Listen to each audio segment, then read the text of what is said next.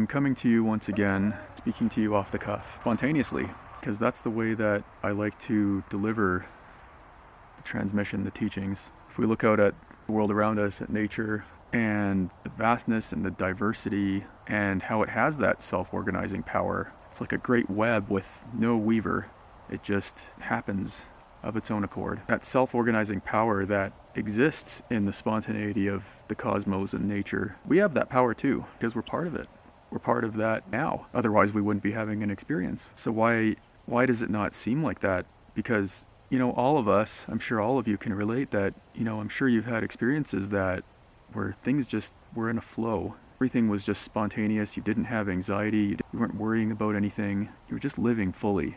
You were just living and flowing with life. And I think us as human beings, we've deviated from that so much most of the time. We have so much stress. Mind tends to take over and we get lost and struggle with anxiety and depression and all these different things. I think somehow we as human beings, we think we're separate from the whole of existence. And sometimes we even think we're superior. We think we're more intelligent and more superior than, the rocks and the trees and the birds. But the hard truth about that is that, without the earth and, the sun and the water and the animals and the plants, we wouldn't be able to be here. We wouldn't be able to survive. So are we actually more intelligent, or are we just more dependent? And if we really just look at our civilization as well, our civilization has gotten very elaborate and advanced. But to make all that happen, we've hurt the world around us that sustains us. And our minds, our human minds, have a finite capacity for information and understanding, but our being is immeasurable. It's something we share with all of existence because, we exist.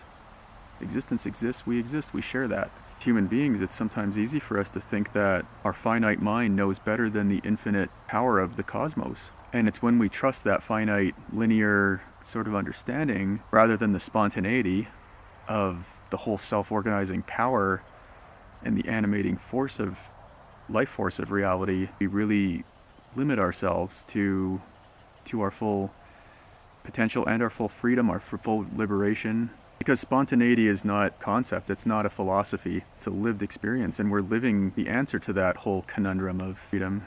While our finite mind gives us a lot of intelligence, the spontaneity is what gives us wisdom and life force. I think if we truly enter that spontaneity of the now, it's not just the spaciousness that we feel that gets talked about, the emptiness, but it's the life force. It's the cosmic flow of being. I've found that in modern spirituality, people who come to this work are looking for something, but the spontaneity doesn't get talked about, I don't think, that much. People talk about freedom, they talk about unconditional love, unbounded wholeness. Part of that wholeness is to allow the unfolding of life spontaneously through us. So we have to surrender ourselves. We have to surrender all of our sense of I to find that spontaneity.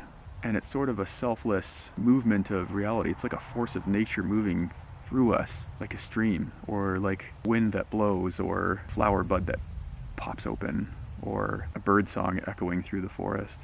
And our life becomes that way when we really enter the path fully.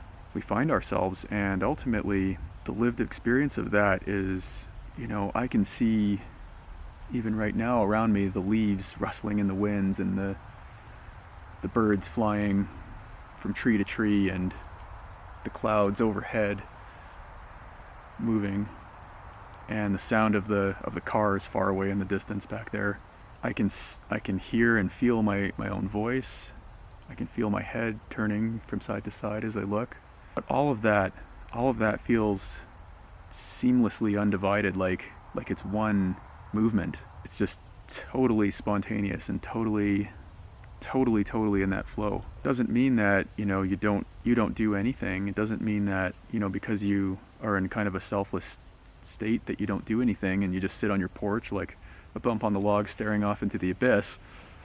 It doesn't mean that. It means that life can channel right through your whole being, and you'll be surprised what comes out of that. It's like your life becomes not something seeking a wholeness or seeking fulfillment or seeking anything. it becomes an expression of that already existing wholeness. In a sense, it becomes a celebration or manifestation of that wholeness. And the beautiful thing about spontaneity is that you never really know what you're going to say or what you're going to do or what's going to happen. You become free of needing to know that all the time. Your life isn't dependent on needing to control that or know that. And often when you let go into that flow fully, there's the movement of your life embodies a certain wisdom because it's fully alive, it's fully present, it's fully aware. And you don't have to think too much about things as much as you thought but before that you needed to, because the self-organizing power of life kind of takes over through you, and it knows just what to do, it knows what to say, it knows how to act.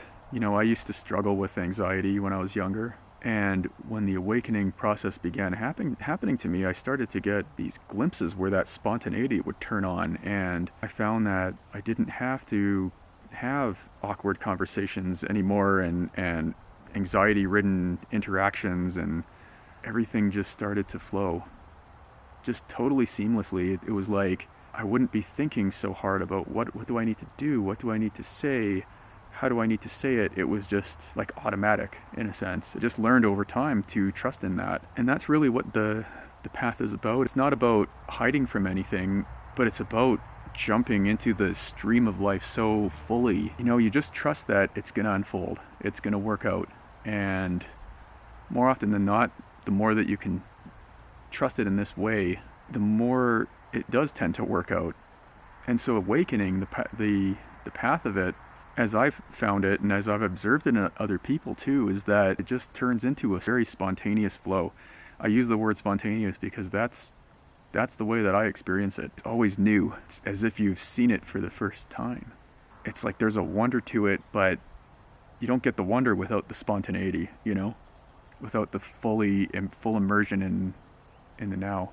So I just wanted to share about that a little bit, how when I teach, I and when I give talks and when I work with people one-on-one, I like to deeply enter into that stream, because that stream has an energetic resonance, and that stream, it works as if by a sort of osmosis almost, that can make it easier for others to feel into and to even embody just reality right here, right now.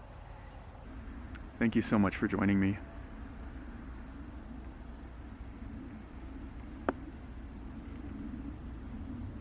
If you found this video useful, feel free to subscribe and leave a like. If you have any questions for me, please leave a comment. Thank you.